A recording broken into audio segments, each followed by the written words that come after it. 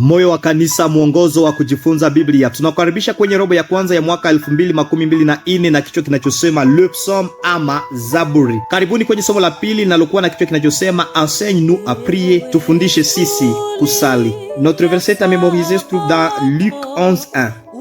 Jésus priait un jour en un certain lieu.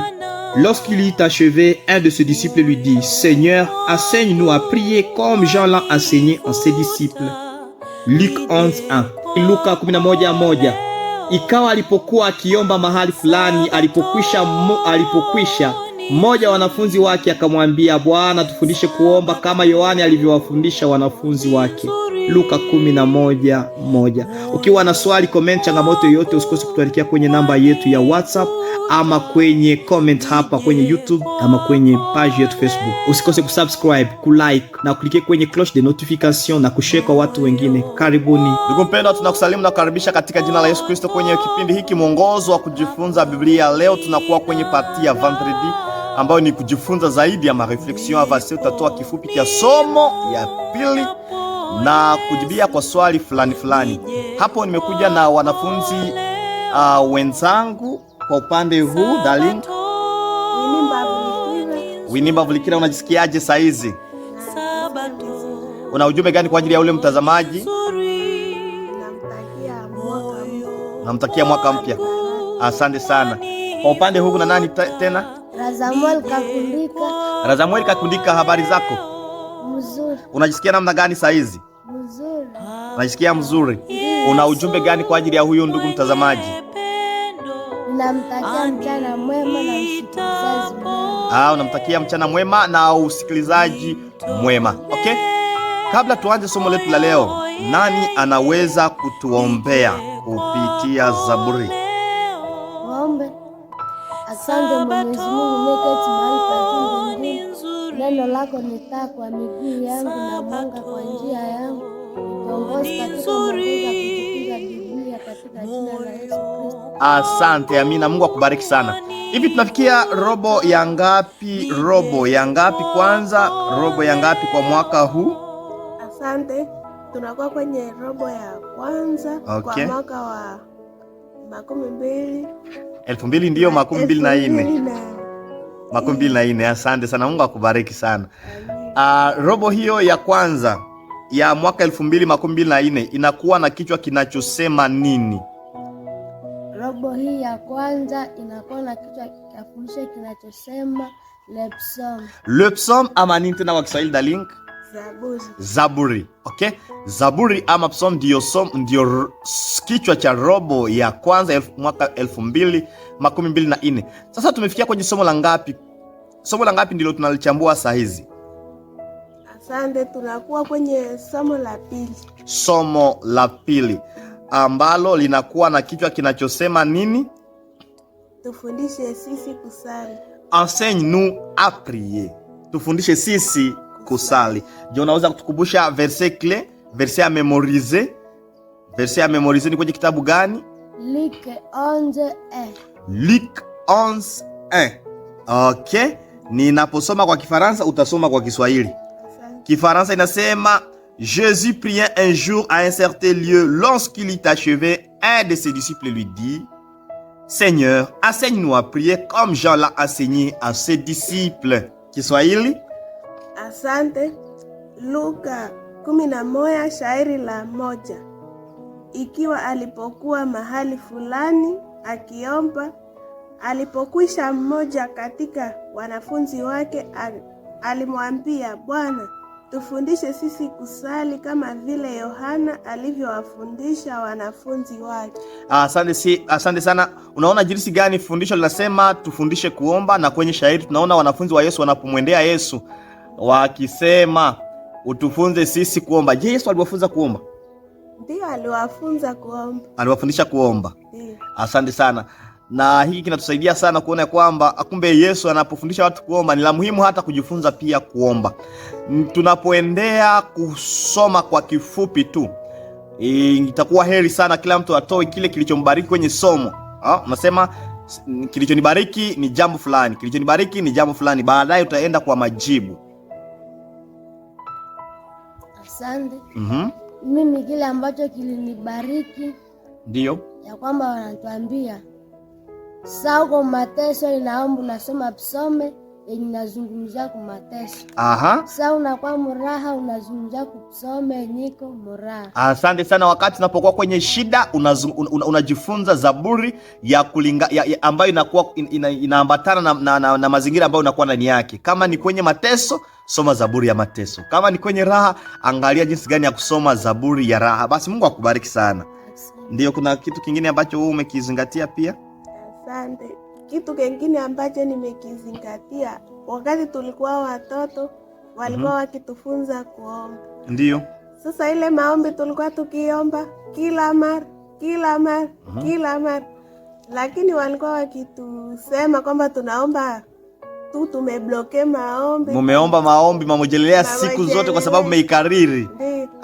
Lakini robo hii na fundisha ya pili inatuonesha kwamba ni lazima mtu afundishwe kuomba na kariri yale maombi. Asante sana. Hiyo ndio imenibariki. Tulipokuwa watoto walikuwa wakitusema unajihisi vibaya wakikusema seme unaomba maombi mamojelelea umeyakariri kichwani.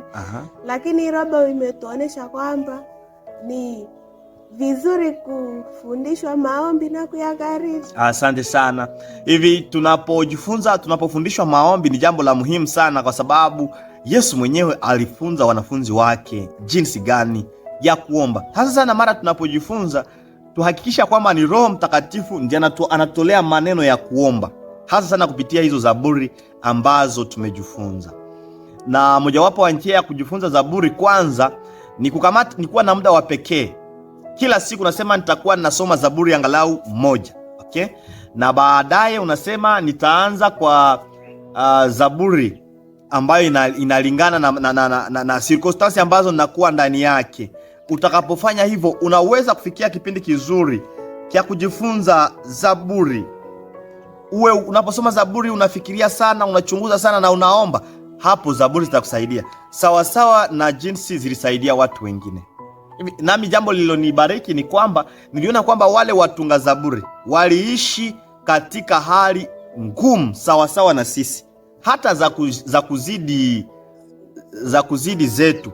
Lakini kila mara walipokuwa wanafikia mateso walikuwa wanamlilia Mungu. Hata mara walipoona kwamba Mungu yuko mbali walikuwa wanamuomba, na kwenye hizo zaburi tukaona kumbe Mungu hajawahi kuwa mbali na wana wake. Kila mara yuko pamoja nasi, yuko karibu nasi. Hivi tunapokuwa kwenye majaribu tumuombe Mungu, tunapojua ya kwamba hayuko mbali na sisi, yuko pamoja nasi. Hata majaribu yatufikie sio alama ya kusema tu sisi ni waovu. Mateso inaweza kufikia wacha Mungu na wale waovu. Tuliyasoma kwenye somo hili. Basi tunashukuru kwa yale yote. Lakini bila kupona muda niulize maswali ambazo zinakuwa hapa kwenye partie ya reflexion avancée, kwa sababu tumesoma dimanche ilikuwa kichwa kinachosema cultiver l'art de prier avec le psaume, ama kuendeleza matumizi ya zaburi katika maombi, jinsi gani ya kuomba kupitia zaburi. Lundi ilikuwa la foi dans les moments difficiles, ama kutumaini katika nyakati za taabu. Zaburi zitatusaidia kuwa na matumaini katika nyakati za taabu, tukijua kwamba Mungu yuko pamoja nasi. Mardi zaburi ya kufa moyo, psaume de désespoir. Wakati umekata matumaini, kuna mazaburi ambazo zinaweza kutusaidia. Toka kufa moyo hadi tumaini, kuna mazaburi za kutolea matumaini. Na Mungu turudishe tena. Hizo zaburi za maombolezo tumeona kwamba zinatusaidia sana tena sana kuelewa ya kwamba mateso sio ya wasiomjua Mungu tu, yanaweza kuwafikia watu wote. Na tumejua kwamba hizo zaburi zinatufunza pia kuwasaidia ama kuwasikilia watu huruma. Tuende kwenye partie ya reflexion avancée ambayo unaweza kusoma Zaburi ya 24:8 na Eldad White kwenye kile kitabu Poésie et Chant, page 130 à 139. Katika kile kitabu Éducation, okay? Partie ya Poésie et Chant, page 130 et 139 katika Éducation. Anatoa uhusiano kati ya maombi na kati ya nyimbo. Okay? Kuna watu ambao wanaimba kwa ajili ya kuimba, lakini tumeona kwamba katika nyimbo, ukiimba wimbo unatoka moyoni, utakuwa unaomba. Je, umeelewa ya kwamba mara mtu anapoimba anakuwa anaomba? Ndio.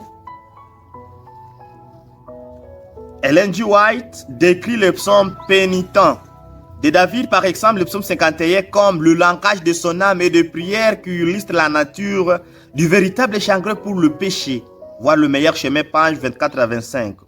Elle encourage le croyant à mémoriser des textes tirés des psaumes afin de renforcer les sentiments de la présence de Dieu dans leur vie et souligne la pratique de Jésus d'élever sa voix à l'aide des psaumes lorsqu'il était confronté à la tentation et à la peur oppressante. Elle remarque également, si souvent se répète cette expérience spirituelle, si souvent jaillissent du plus profond du cœur des cantiques de repentir, de confiance, d'espoir, de joie et d'amour. D'ailleurs, le nombre de chansons de prière, éducation, page 134 et 139.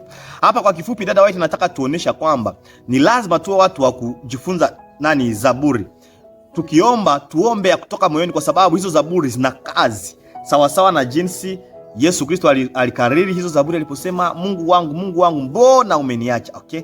Zaburi zina nguvu. Tukijifunza kuimba, mara unapoimba hata ni nyimbo za kwenye kitabu, imba maneno ya kutoka moyoni, utakuwa huko unaimba, utakuwa huko unaomba. Usikuwe mtu wa kuimba tu kuimba usipojua yale ambayo unayaimba. Niulize swali hapa, kuna swali ambayo inasema, pourquoi la prière spontanée n'est-elle pas la seule façon de prier? Et comment notre vie de prière peut-elle bénéficier des psaumes qui sont de prière publique? Okay? Nani naweza kujibia kwa swali hili? Kwa nini tu hiyo maombi ya ghafla sio maombi ya pekee ambayo inastahili? Nitajibia. Ndio, kwa sauti ndefu. Asante. Hiyo maombi, kama tunakumbuka hapo mwanzo, tulisema kwamba Yesu pia aliwafundisha wanafunzi wake kusali. Ni vizuri kufundishwa kusali, kwani Yesu peke yake naye pia alifundisha wanafunzi wake kusali. Kwa hiyo sio vibaya kufundishwa kuomba na kukariri maombi ambayo umeyafunzwa. Asante. Kwa maneno mengine ni kusema maombi ya ghafla ni maombi mazuri, lakini pia na ya kujifunza ni mazuri, kwa sababu isingalikuwa mazuri Yesu asingaliwafundisha wanafunzi wake kuomba. Kwa hivyo tujifunze kuomba tukitumia nini?